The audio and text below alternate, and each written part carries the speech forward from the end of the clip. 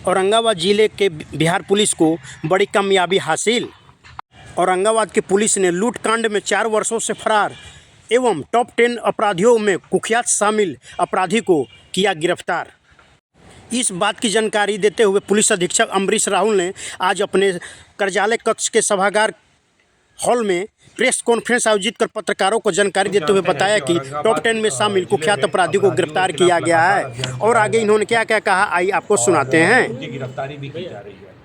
हम लोग पूर्व में जितने भी अपराधी गंभीर कांडों में जैसे कि हत्या, लूट, डकैती में वांछित रहे हैं और उनकी गिरफ्तारी नहीं हो पा रही थी इतने दिनों से, उनके विरुद्ध एक अभियान चलाया जा रहा था। एक SIT का गठन किया गया था। हम लोग जिले के अंदर टॉप 10 अपराधियों को चिन्हित करते हैं और उसके बाद गिरफ्तारी करते हैं। इसी क्रम में आज 2 टॉप 10 अपराधियों की गिरफ्तारी हुई है। अब इनके द्वारा किए गए अपराध के बारे में आपको बताना चाहेंगे। 2021 में मदनपुर थाना अंतर्गत एक ट्रक जिसमें चावल लदा हुआ था उसकी लूट हो गई थी। लगभग 250 क्विंटल चावल की लूट हुई थी, जिसमें ट्रक जो है नालंदा में बरामद हुआ था और चावल जो है नवादा में बरामद हुआ था। उसमें पूर्व में अभियुक्तों की गिरफ्तारी की गई थी, लेकिन एक अभियुक्त जिसका नाम विक्की कुमार है, जो नवादा के वारसलीगंज थाना क्षेत्र का रहने वाला था, उसकी गिरफ्तारी अभी तक लंबित थी। यह हमारे टॉप 10 अभियुक्त में शामिल था और इसके खिलाफ लगातार सूचना संकलन किया जा रहा था और इसको गिरफ्तार करने के लिए कई बार हमारी टीम जो है वो वारसलीगंज नवादा भी गई थी, लेकिन यह अभी तक गिरफ्तार नहीं हो पा रहा था। कल इसकी गिरफ्तारी कर ली गई है और आज इसको माननीय न्यायालय में उपस्थित कराया गया है। एक और बताना चाहेंगे, 2022 की बात है, 6ठे महीने की बात है। बारुन थाना अंतर्गत मेन रोड पे GT रोड पर एक 22 लाख रुपए का इस्पात लदा हुआ ट्रक और ट्रेलर का लूट हो गया, डकैती हो गई थी उसमें ट्रक, टेलर और उसमें जो 22 लाख रुपए का जो सरिया लदा हुआ था, इस्पात जो लदा हुआ था, उसको बक्सर जिला से बरामद किया गया था और उस समय भी 9 लोगों को गिरफ्तार करके जेल भेजा गया था। उसमें एक संतोष यादव था जो आरा का रहने वाला था, इसकी गिरफ्तारी नहीं हो पाई थी। यह लगातार जो है हम लोग इसके खिलाफ अभियान चला रहे थे इसको गिरफ्तार करने के लिए, लेकिन किसी तरीके से गिरफ्तारी अवॉइड कर रहा था। कल इसकी भी गिरफ्तारी हो गई है। इन दोनों के द्वारा अपना अपना कन्फेशन में बताया गया है कि ये लोग घटना में शामिल थे। कुछ लोगों का नया नाम लिया गया है जो उस घटना में शामिल थे और जिनकी गिरफ्तारी अभी तक नहीं हो पाई थी, जिनकी पहचान नहीं हो पाई थी, उनकी अब पहचान हो गई है। हम लोग अब उनको भी कांड में उनका नाम जोड़ते हुए उनकी भी गिरफ्तारी करेंगे। दोनों का आपराधिक इतिहास रहा है। जो मदनपुर थाना का जो केस है उसमें अभी भी कुछ अभियुक्तों की गिरफ्तारी बाकी है जो यूपी के रहने वाले हैं, मेरठ के रहने वाले हैं और अगल बगल के क्षेत्र के रहने वाले हैं। अब उनकी भी गिरफ्तारी की जाएगी, उनको भी चिन्हित कर लिया गया है। और उसी तरीके से जो अभी ये आरा का रहने वाला अभियुक्त है संतोष यादव, इसने बक्सर के 2 अभियुक्तों को चिन्हित किया है कि उनकी भी संलिप्तता थी इस कांड में। अब हम लोग उनके विरुद्ध भी और साक्ष्य संकलन करेंगे और उनकी गिरफ्तारी करेंगे। जैसे कि जो संतोष यादव है उसका आपराधिक इतिहास हमें झारखंड में मिल गया है, वो आरा का रहने वाला है। और जो मदनपुर थाना क्षेत्र में जो घटना घटी थी उसमें तो 6 अभियुक्त अभी यूपी के बाकी हैं। तो दोनों ग्रुप जो है वो एक तरीके से अंतर्राज्यीय ग्रुप था और ये ट्रकों को लूट कर और डकैती करके उन पे लदे हुए माल को बेचकर और लूटे हुए ट्रक को बेचकर अपना जीवन यापन कर रहे थे। कुछ लोगों की गिरफ्तारी हो गई थी, ये लोग बचे हुए थे और इनकी भी गिरफ्तारी कर ली गई। ट्रक चालकों की हत्या का भी कोई इतिहास है क्या?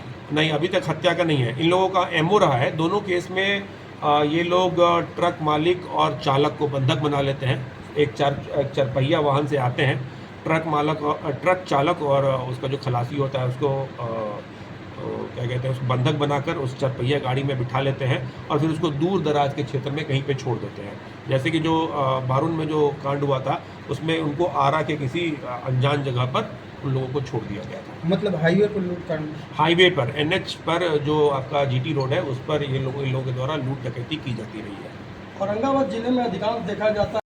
हम लोग लगातार काम कर रहे हैं और आप अब देख रहे होंगे कि पिछले 6 महीने में तो एटलीस्ट आपके NH पर किसी भी तरीके की लूट और डकैती की घटना नहीं हुई है। इसमें हमारी गश्ती लगातार कई थानों की गश्ती, लगभग 4 से 5 थानों की गश्ती NH पे रहती है। हमारी ERV की गाड़ियाँ भी रहती है और हम लोग पिछले 6 महीने से सक्सेसफुल रहे हैं कि NH पर एक भी लूट नहीं हुआ। ग्रामीण इलाकों की सड़क और उसका नाजायज लाभ अपराधी और शराब माफिया और शराब कारोबारी करते हैं। इस संबंध में आपको बताना चाहेंगे कि औरंगाबाद ज़िले में लगभग 70 वाहन 40 ERV का, 10 MERV का मोटरसाइकिल का काउंट करें, और उसके अलावा 30 थाने की गश्ती गाड़ियाँ, 80 गाड़ियाँ टोटल हमेशा सड़क पर रहती हैं, अलग अलग जगहों पर रहती हैं। उनके लिए हम लोगों ने चिन्हित कर रखा है। ERV पॉइंट आप देखेंगे कि वो घटना को रिस्पॉन्ड करती है, और फिर वो बहुत स्पेसिफिकली चूजन है कि किस पीरियड में कहाँ पर उसकी आवश्यकता है और कहाँ पर उसको रहना है। और हम लोगों ने काफ़ी योजना बनाकर उनका स्टैटिक पॉइंट बनाया है, और इसी में आप देखेंगे कि अब सड़क पर हो रही जो घटनाएं हैं वो काफ़ी कम गई है। ना सड़क पर लूट हो रही है, ना डकैती हो रही है। लोग आज सेफ, औरंगाबाद जिले अंतर्गत लोग सेफली मूव कर पा रहे हैं। जहाँ तक आपका शराब वाला मामला है कि वो और हिंटरलैंड में होता है और मेनली सड़क पर नहीं आता है, लेकिन फिर भी हम लोग लगातार बरामद कर रहे हैं। महीने में 12,000 लीटर 10,000 लीटर हम लोग हर बार बरामद कर लेते हैं। लगभग 300 अपराधियों को गिरफ्तार करके हम लोग जेल भी भेज रहे हैं।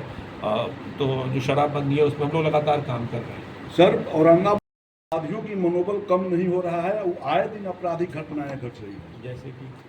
जैसे सर लगातार जिले के अंदर कोई न कोई घटनाएं हो रही है। जो आपसी लड़ाई झगड़े में घटनाएं हो रही हैं, कुछ लोग आपस में विवाद को लेकर लड़ झगड़ ले रहे हैं।